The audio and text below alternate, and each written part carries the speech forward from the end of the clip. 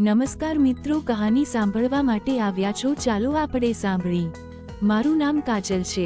મારી ઉંમર 26 વર્ષની છે. હું મારા ખાનદાનની છેલ્લી છોકરી હતી કે જેના લગ્ન હજી બાકી હતા. આનું કારણ એ જ હતું કે મારો વજન ખૂબ જ વધારે હતો. મારા માટે જે પણ માગું આવતું તે લોકો મારું શરીર જોઈને જ મને ના પાડી દેતા. હવે તો મને પણ મારી ચિંતા થવા લાગી હતી.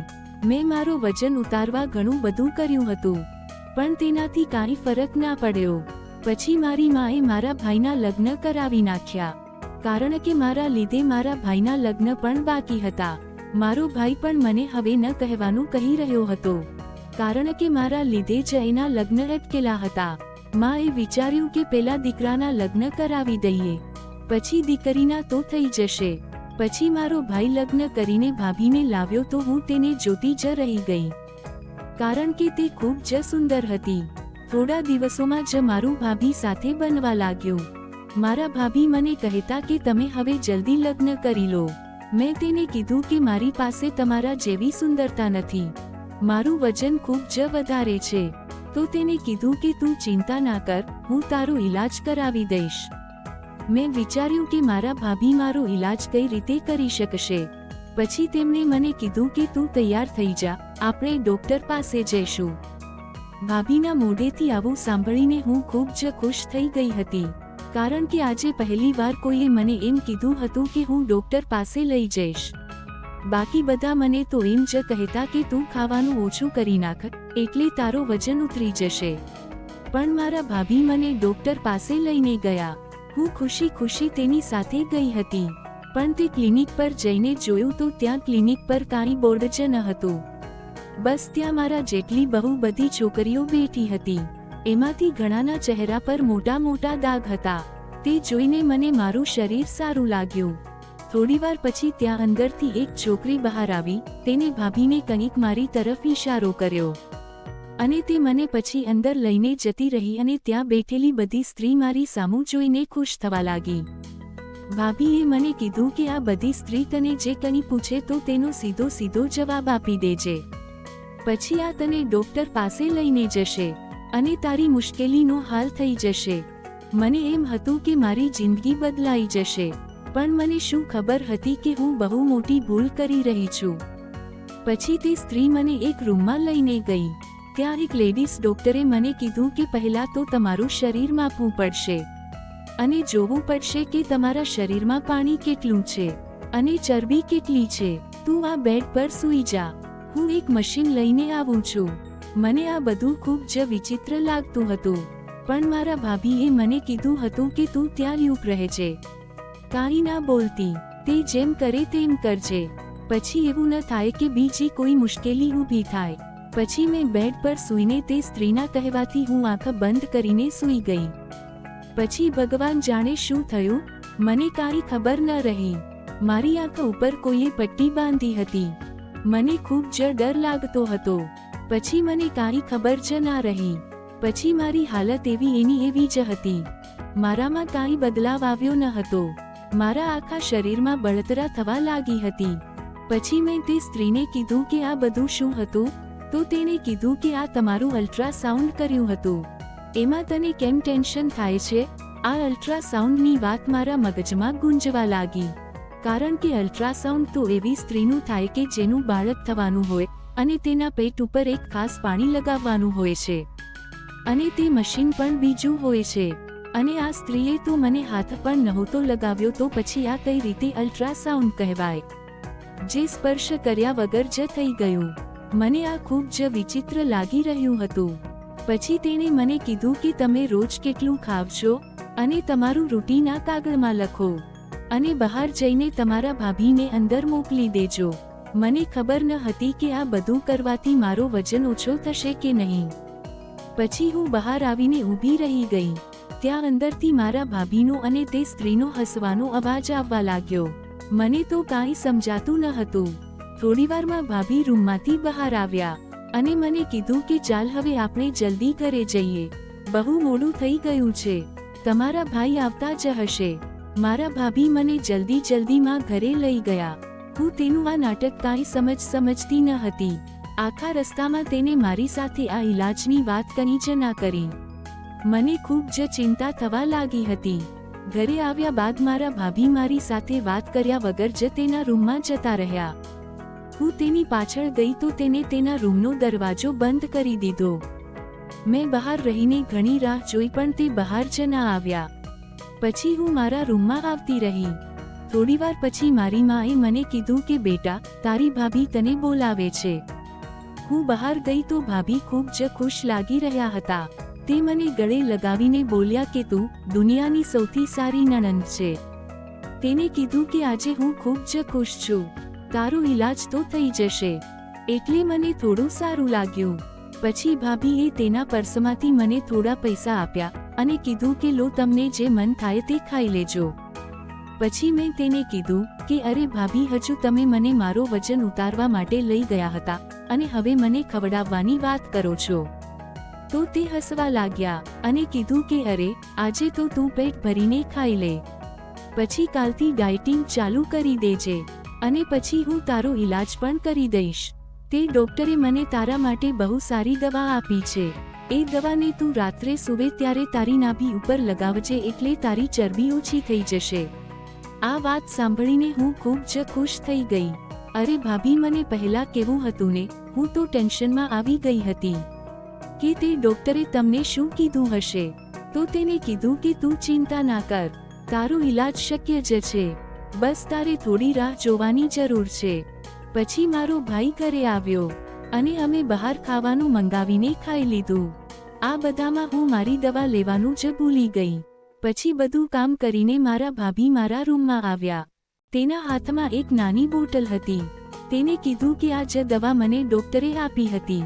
પછી મેં તેને કીધું કે ભાભી, આટલી નાની બોટલથી શું થશે? તો તેને કીધું કે અરે, આ કોઈ મામૂલી દવા નથી. આ એક ખાસ પ્રકારનું તેલ છે. આ તેલને નાભીમાં નાખીને તારે સૂઈ જવાનું અને સવારે તું ઊભી થઈશ ત્યારે તું જોજે, તારા શરીરમાં ઘણો બધો સુધારો હશે. ભાભીની આ વાત સાંભળીને હું ખૂબ જ ખુશ થઈ ગઈ. ભાભીએ કીધું કે આ દવા બહુ મોંઘી છે. આની કિંમત મેં 10,000 રૂપિયા આપી છે. એટલે ખૂબ જ ધ્યાનપૂર્વક આનો ઉપયોગ કરજે. આ તેલનું એક એક ટીપું તારી નાભીમાં નાખજે. આનાથી તને ઘણી મદદ મળી જશે. પછી ભાભીએ મને એવું કીધું કે આ દવા તું નાખીને પછી તારા રૂમમાં જ રહેજે. કાંઈ આમ તેમ ન જતી, કારણ કે આનાથી બહુ ઊંઘ આવશે. મેં કીધું સારું, હું ક્યાં નહીં જાઉં, તમે ચિંતા ના કરો. પછી ભાભી તેના રૂમમાં આવી ગયા. હું તેની બોટલને જોવા લાગી. તે સાવ નાની હતી. તેમાં મને એવું લાગતું હતું કે આમાં તેલ નહીં પણ ઝેર હશે. જેવી મેં તે બોટલને ખોલી તો મને ખરાબ વાસ આવવા લાગી.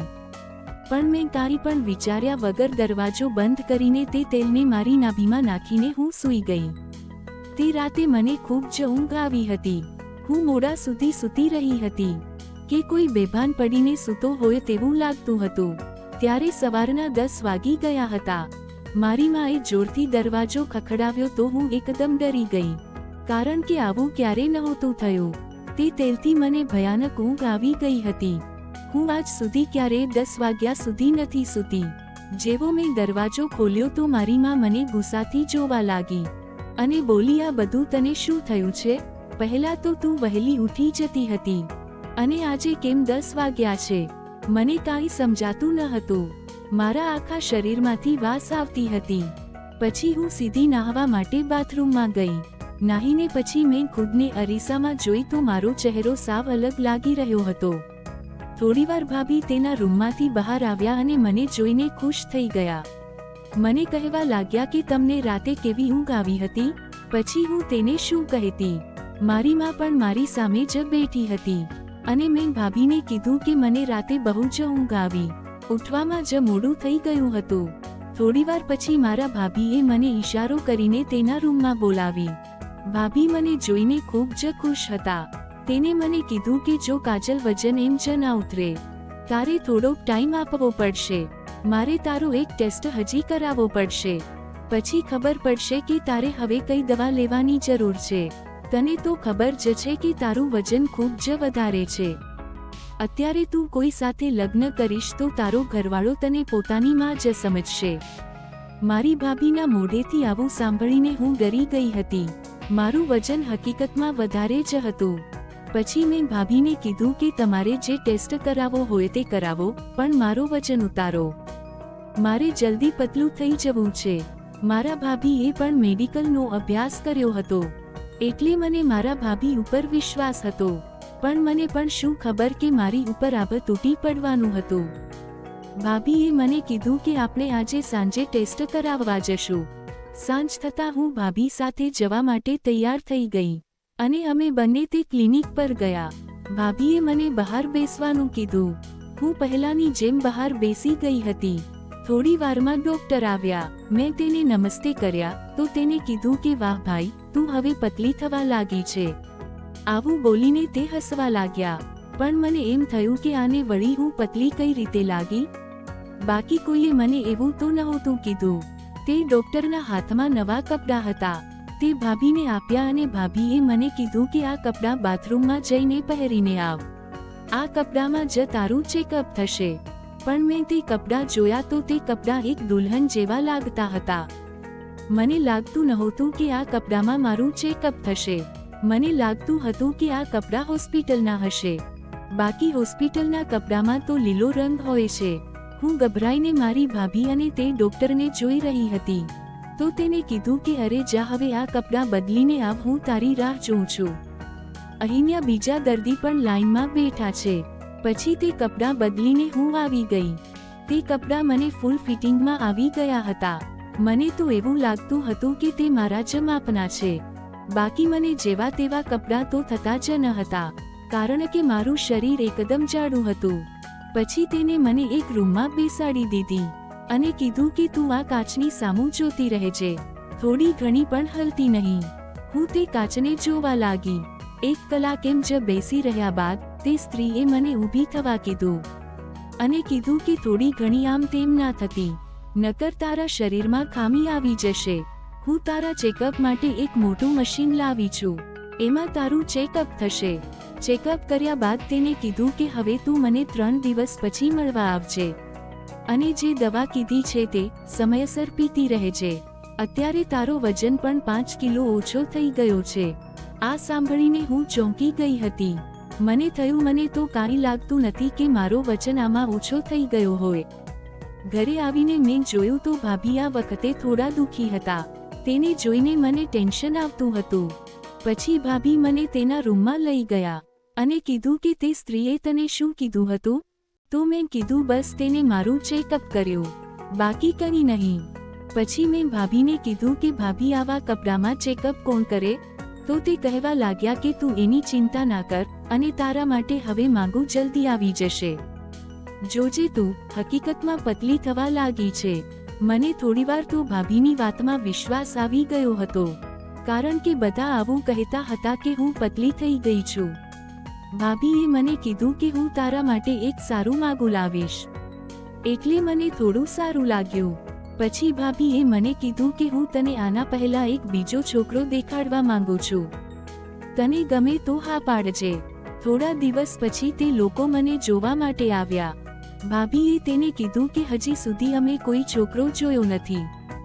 પછી તે બધા મને એવી રીતે જોવા લાગ્યા કે મને પહેલેથી જ ઓળખતા હોય. તેમાંથી કોઈએ એવું કીધું કે આ તો ઓલી જ છે ને, રહેવા દો, આપણે આમાં નથી પડવું. તે લોકોએ મારા મોઢા પર જ આવું મને કહી દીધું હતું. મને થયું હવે હું શું કરું? મારા મોટાપાના લીધે જ મારી ઉંમર એમ જ જતી રહી.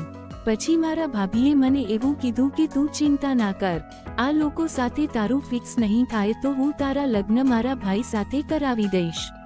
તે બધાના ગયા પછી ભાભી મને આવી રીતે સમજાવવા લાગ્યા કે મારા ભાઈ સાથે તારા લગ્ન થશે તો તારી જિંદગી સુધરી જશે. બસ તું હવે રોજ કસરત કરવાનું રાખજે. પછી મારો ભાઈ તને ડોક્ટર પાસે લઈ જશે. થોડા સમય પછી મારા ભાભીનો ભાઈ મારા ઘરે માંગુ લઈને આવ્યો. તેણે મને જોયા વગર જ મારા લગ્નની તારીખ પણ નક્કી કરી નાખી. મેં ઉપરવાળાનો આભાર માન્યો કે હે ભગવાન, તારો ખૂબ ખૂબ આભાર. કેટલા બધા દિવસ પછી તે મને ખુશી આપી. મને થયું કે ભાભીનું પ્લાન ખરેખર સફળ થઈ ગયો.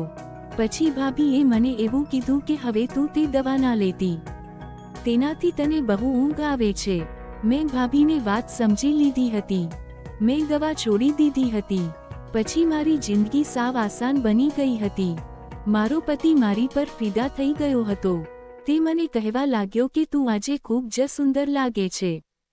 પણ મેં મારી બહેનના લીધે તારી સાથે લગ્ન કર્યા છે અને મારી બહેનનું ઘર બચાવવા માટે મેં તારી સાથે લગ્ન કર્યા છે. નકર હું કચાને તારા જેવી છોકરી સાથે લગ્ન ના કરું. પછી મેં તેને કીધું કે કેમ તારી બહેનનું ઘર બચાવવા માટે, એટલે તમે કહેવા શું માંગો છો? એ તો હવે હું તને નહીં કહી શકું, કારણ કે મારી બહેને જ મને તને કહેવાની ના પાડી છે. આ સાંભળીને હું ચોંકી ગઈ. પછી તેને કીધું કે મારી બહેન તારા શરીરનો ઈલાજ નહોતી કરતી, બાકી એ તારો ઉપયોગ કરીને પૈસા કમાતી હતી. એ તને નવા નવા માણસોને મળાવતી હતી, જે માણસોને પોતાની બ્રાન્ડની મોડેલિંગ માટે તારો ઉપયોગ કરતા હતા. કારણ કે આ વાત તારા ભાઈને ખબર પડી જાત તો તે મારી બહેનને છૂટાછેડા આપી દેત.